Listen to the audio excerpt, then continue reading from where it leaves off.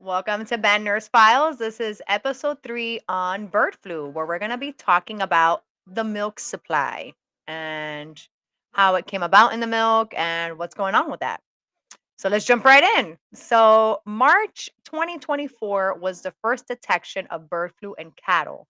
Main state that reported these exposures were Texas and Kansas, and they were the high pathogenic, which we talked about, which is the highly transmissible and the really fatal one.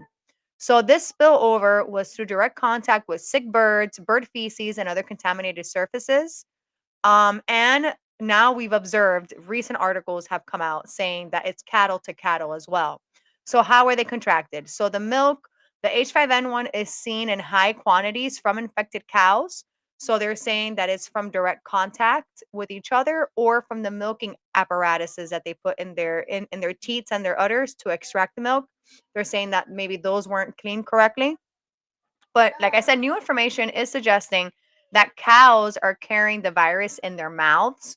So when they self nurse or cross nurse, so when they self nurse is that they drink their own milk, cross nursing is that they drink from another cow's teat.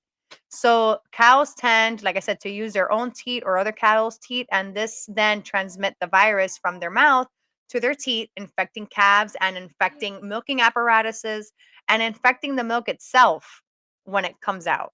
So the FDA was testing raw milk, especially for bird flu. Pasteurized milk is safe according to FDA, but a study from UC Davis came out stating that 1 in 5 pasteurized milk in stores tested positive for bird flu, but they reported it was just fragments of the virus, that it was not transmissible, that it was not going to be an issue. So that wasn't a problem. And in April 2025, FDA suspended the bird flu testing for raw milk and other dairy products. So let's go over how long bird flu survives in raw milk, right? So raw milk, it survives a day out of the fridge and over a week refrigerated. Cheese made with raw milk, it lasts 2 months. So just like yogurt and stuff, all if you make dairy products with raw milk and it is infected with bird flu, you're gonna have it there for 2 months. So 16 states had reported cattle infections, but no specific numbers of how many cattle were cold or died, meaning how many were euthanized or how many died by themselves. I tried looking for those numbers and there's no specific numbers.